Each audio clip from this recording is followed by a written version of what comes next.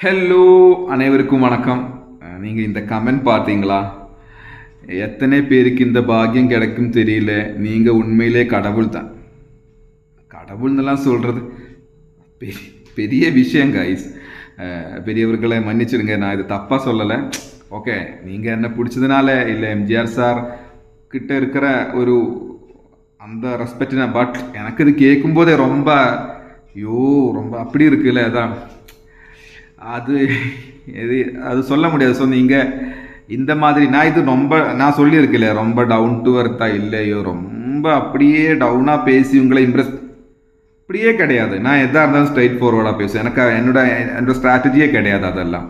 But இதெல்லாம் கடவுள்னெல்லாம் சொல்கிறது, அது நான் எங்கேயோ ஒரு வில்லேஜில் இருக்கிற ஒருத்தர். நீங்கள் அது கடவுள்னெல்லாம் அது பெரிய.